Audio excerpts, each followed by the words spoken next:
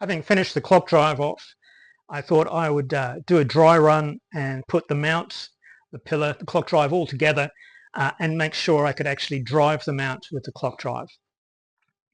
It's funny how your mind will kind of censor out inconvenient truths on you, because when I bought the scope, the vendor actually told me about some damage to this linkage. So this is the linkage that goes between the clock drive and the mount. On the mount, this gearbox transfers movement of this armature to RA movement.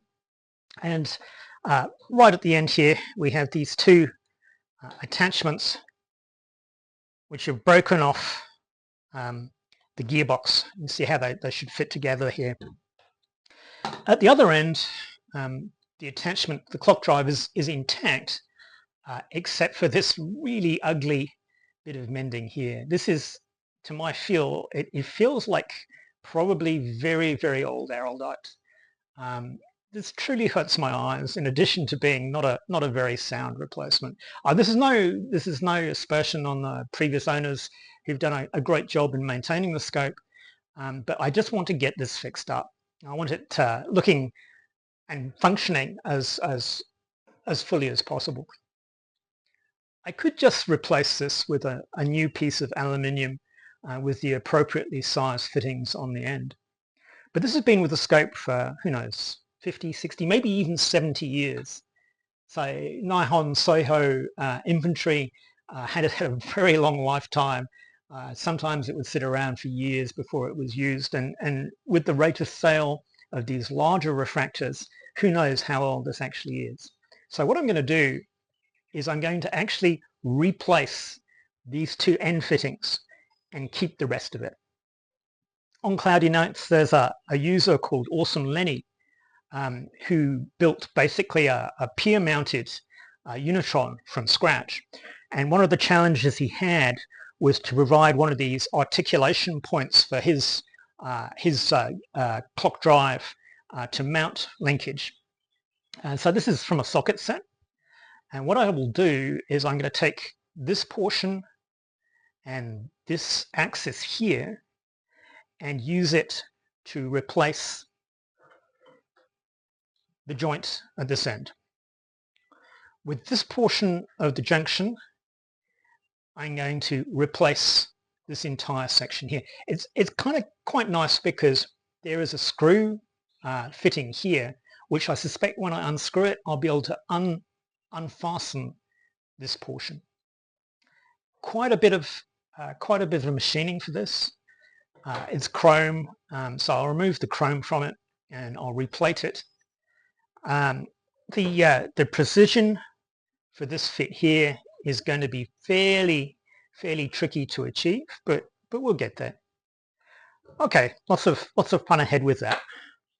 Had a couple of changes of plan with the armature.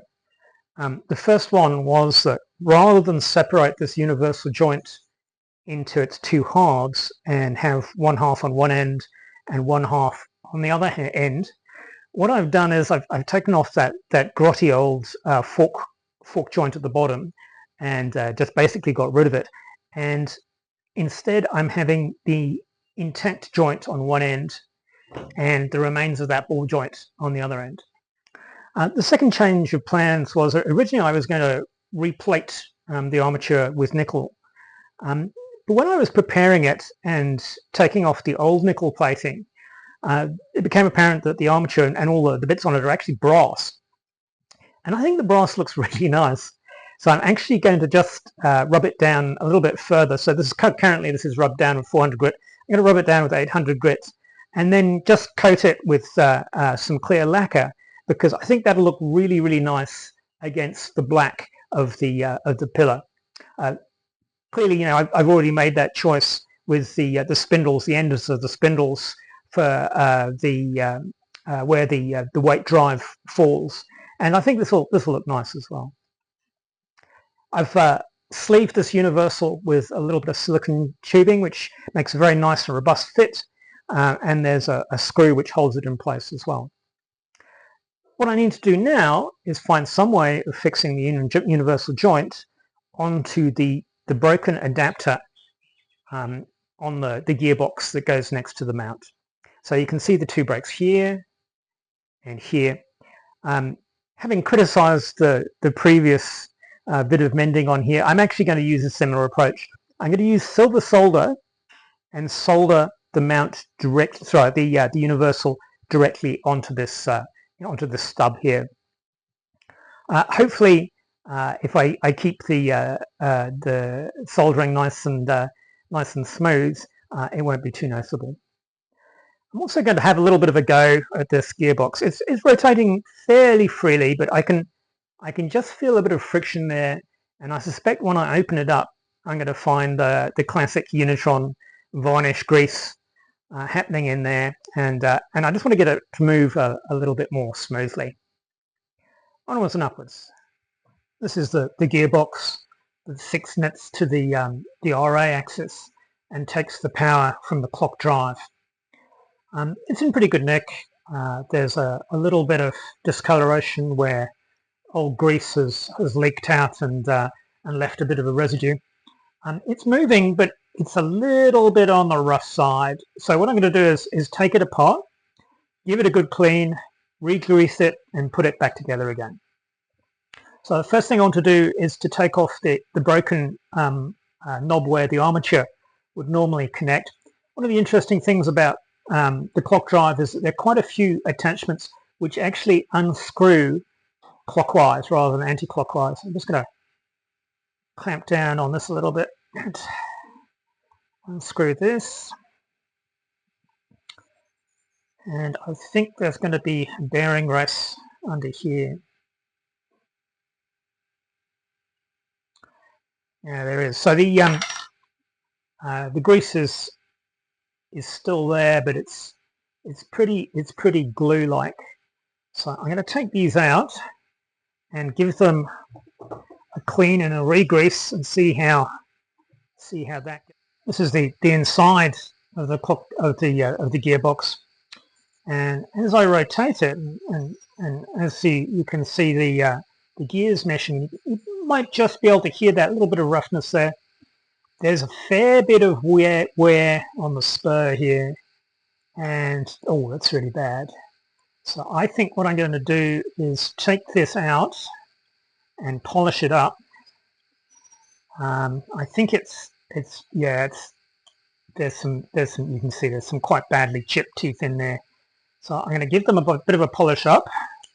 On the other side, there is, I've actually just got a nut on there at the moment to stop everything coming out. There is a ball race. And this is really badly varnished as well. So I'll give that a clean up and a grease as well. So first thing to do is to get that nut off there. So here we have it out. The support had to come with it because it seems to be, well, maybe it'll come out. Yeah, there we go. Okay, the support had to come with it to get it out of the housing. And as I hold it up to the camera, you can see that there's quite a bit of chewing that's happened there. So I really do think that this has had a fall at some point, and it feels very rough. So I'll give these a polish up, and re-grease it and put it back together again. The teeth of the gear it meshes with look okay. Again, we've got its rotation is a little bit on the rough side. There are actually two sets of ball bearings in here. There's a large ball race on the inside, and there's a small ball race just under here as well. So I'll give those a good clean out and get everything nice and clean again. So brass plates, which have been nickel plated. Nickel's in good condition throughout, so no need to replate on this. Polishing time. I've taken off the inner gear here, and you can see the large ball race on the inside. It's pretty gummy, so I'll give that a bit of a clean up and a re-grease. This is the outer ball race that fits just inside there. This is very, very gummy. So again, I'm going to give it a clean up with a bit of shop degreaser and then re-grease it.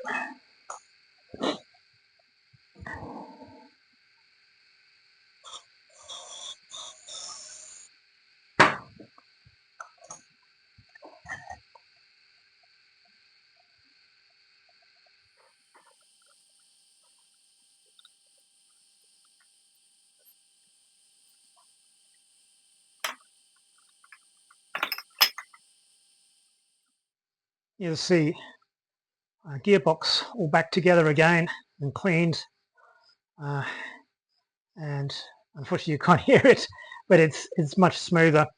So I've put the universal joint onto the output at the back, or the input at the back rather.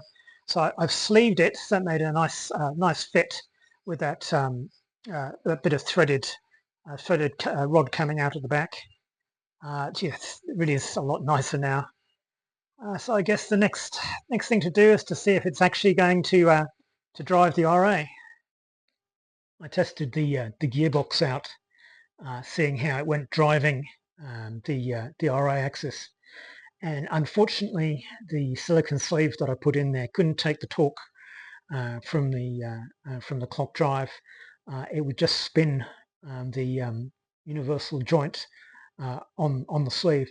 So what I've done instead is I took the original screw threaded junction, which had the broken union on the top, and what I've done is I've cut a square offset or square section into the top, and I've directly fixed the universal joint onto that. So it's made a good tight fit, and I've got it pretty square, so I'm happy with that. One of the nice things about the universal joint is that it has a little detente on it or a detente even, for holding sockets on. So I've actually taken the ball bearing out. It's not too difficult to do. You just grind it down until it pops out, and that cavity is pretty much the same size as the keeper screw in the end of the armature. So that's going to fit on there quite nicely and provide a really positive joint between the universal and the gearbox now. So gearbox is nice and smooth after its attention. The universal is really well fixed on now. This is not going to be able to spin at all because it's a metal on metal thing rather than the silicon on metal. And I'm going to give another try and see if we can get it to work. I have the clock drive connected up to the armature, and the right ascension gearbox is on the mount now. Right ascension wheel has got 360 teeth in it, so for a 24-hour day that's 15 teeth per hour, or one tooth every 4 minutes. So unfortunately there's not an exact relationship between a turn of the gearbox here and at the top and one tooth. So one tooth is one revolution of the worm wheel.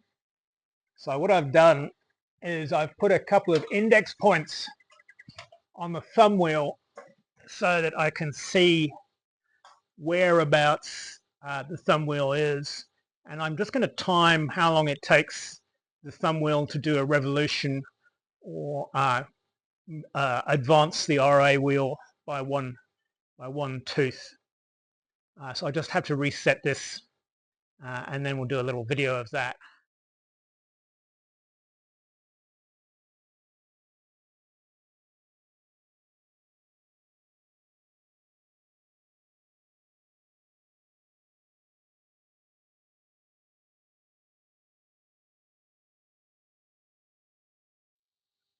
It took 6 minutes and 20 seconds to do a complete revolution of the worm wheel.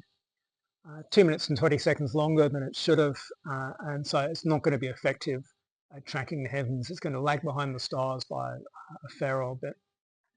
If you look at the time lapse I took of the process, as the pointer comes up towards 12 o'clock, you'll see that it starts to slow down quite noticeably. This leads me to suspect there's some eccentricity in the worm. So I'm going to have to take it off and get it straightened out. That might well be beyond me. I think it might have to be something that a machine shop does. I'm not sure I'm going to have the skills to do that. So this is disappointing. But on the plus side, the clock drive does have the push to actually drive the RA. We have the gearbox working properly. The armature is all up together with its universal joint at the top. So that's a win. It's towards the end of the restoration, and so I guess it's on par to have a little bit of a curveball at the last moment. The only thing I'm going to need to do after I fix this up is to do the cosmetics of the mount itself and reassemble the mount. This is all part of the fun, so it is what it is. I just had another go at timing the worm wheel. This time though, I thought about the eccentricity, and I realized that what was happening was that the eccentricity was causing a rough spot, which was causing the clock drive to slow down. Now that rough spot was because two surfaces were in conflict with each other. So the clock drive is spinning freely. The gearboxes on the clock drive are spinning freely. When I take the gearbox off and manually move the worm wheel and drive the RA gear, I don't feel any resistance. It's only when the gearbox is plugged into the RA wheel. So I thought, what would happen if I just slackened off the connection a bit? So there was a little bit of freedom for the gearbox to move. And the gearbox is moving very slightly. So again, I don't know whether the eccentricity is in the worm itself, or in the gearbox, the output for the gearbox. Anyhow, I slackened everything off and retimed the revolution of the worm, and it was 3 minutes 45 seconds. So considerably faster than was required for tracking. I've actually turned the clutch off on this entirely, so it's just spinning freely. So 345 is definitely usable. So there's no scope on here at the moment, but if I do need a little bit more speed, I can just add some more weight to the weight that's already on there. I'm going to try and find where that eccentricity is, because I just don't like the idea of something being there and changing the rate of drive. But that's actually usable the way it is now, so I'm quite happy with that.